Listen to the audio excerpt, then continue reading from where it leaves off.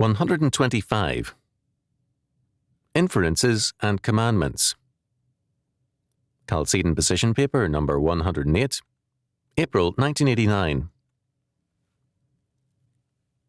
The failure to distinguish between God's commandments and inferences made from them has, over the centuries, led to serious moral problems in Judaism and Christianity. When God gives a commandment, he speaks very plainly. There can be no mistaking what he says. His "thou shalt nots" and his "thou shalt" are blunt and unequivocal. Unhappily, too many people over the centuries have insisted on seeing commandments where there are none. They base their rules and their determination to bind the conscience of the faithful on inferences, sometimes wrongful ones. Not even a valid inference is a commandment. To illustrate, our Lord in Luke chapter 12 verse 48 says, "For unto whomsoever much is given, of him shall be much required.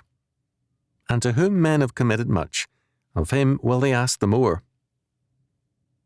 In other words, the greater the responsibility a man has, the greater is his culpability and guilt. In Leviticus chapter 4, the laws of sacrifice set forth this same premise. The sin offering of a priest or prince is a greater one than that of a commoner. God says that, in his sight, the greater our responsibilities, the greater is our sin in his sight.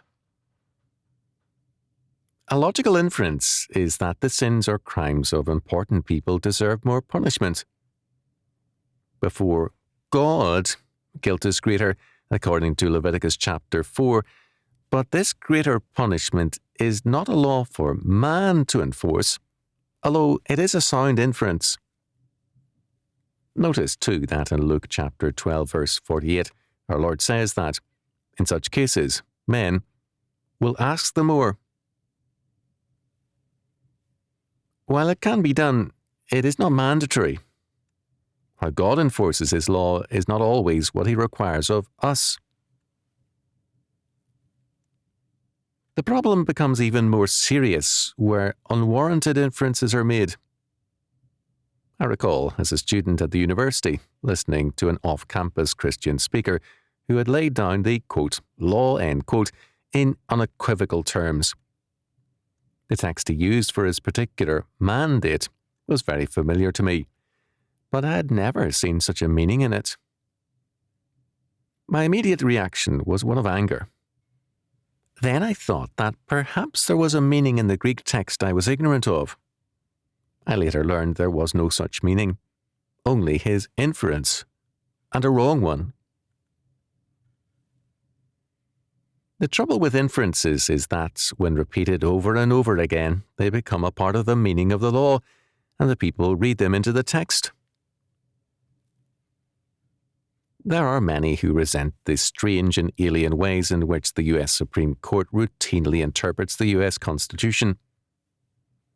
The U.S. Government Printing Office periodically issues a revised edition of a heavy tome entitled "The Constitution of the United States, Analysis and Interpretation," which gives us, line by line, the Constitution with all the interpretations thereof, sometimes of a single word, made by the Supreme Court.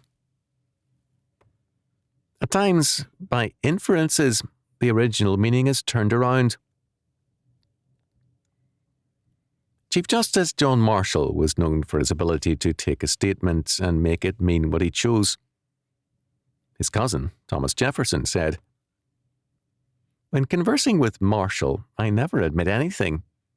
So sure as you admit any position to be good, no matter how remote from the conclusion he seeks to establish, you're gone. So great is his sophistry, you must never give him an affirmative answer, or you will be forced to grant his conclusion. Why, if he were to ask me whether it was daylight or not, I'd reply, 'Sir, I don't know. I can't tell.'" We have many people who are vehement, strict constructionists with respect to the U.S. Constitution, who, at the same time, are looser-than-loose constructionists where the Bible is concerned. They erect a vast structure of inferences and call it God's law. What amazes me is that these same people are strongly hostile to theonomy, to God's law. If the law itself is no longer binding, how can strange inferences be made binding? Operation Rescue builds its case on inferences. So too do those who oppose birth control, smoking tobacco, and interest, and so on and on. In his personal life, perhaps, a man can seek ways which his conscience feels are important, but can he bind the conscience of other men? God's law is very plain, so that all may understand. Inferences take us into the realm of human conclusions. Anything important enough to be a law and bind our conscience is plainly stated by God. It is not left for men to discover. Inferences can be very, very dangerous, not only to the life of faith, but to our standing before God. People who major in inferences wind up trying to be holier than God, a particularly evil state. See Otto Scott's essay on Easy Virtue, pages 7 and 8. Sadly enough, the world of inferences is peopled by persons who began at times with earnestness and a sound zeal. In the time of our Lord, the Pharisees were the result of an earnest and dedicated development of inferences. Their inferences in time became more important to them than God's law word. Our Lord attacked them and their misinterpretations with particular intensity because he knew how evil their methodology was. Pharisaism not only continued as Judaism itself, virtually supplanting other parties, but over the centuries, it has had a powerful influence in Greek Orthodoxy, Roman Catholicism, and Protestantism. Its appeal is a supposed super-piety and a super-holiness. It appears to offer a greater purity and strength. When our Lord attacks the tradition of the elders, Matthew chapter 15, verse 2, he attacks the tradition of inferences.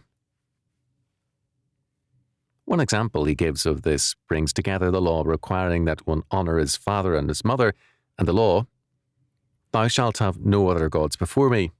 That is, God's absolute priority. The Pharisees said that one could cease supporting one's parents if the money were dedicated to God instead. This was a logical inference. Yet our Lord called them hypocrites and said, "Ye hypocrites, well did Isaiah prophesy of you, saying, This people draweth nigh unto me with their mouth, and honoureth me with their lips, but their heart is far from me. But in vain do they worship me, teaching for doctrines the commandments of men." Matthew chapter 15, verses 7 to 9. Was it wrong for the Pharisees to draw inferences? And is it right for churchmen to do so? Did it make the Pharisees hypocrites while it makes churchmen super faithful saints? Will the Pharisees triumph again and destroy their civilization in the process? Remember, God's law is always very plain, even too blunt and plain. Mark Twain was right when he said that what bothered him in the Bible was not what he could not understand, but what he did understand. If it is not plainly written as law by God Almighty, let no man bind your conscience with it. Our Lord said of the Pharisees of his day that they were hypocrites because they gave as God's word that which was their own inference, and they bound men by them. Beware of the Pharisees. They are with us still.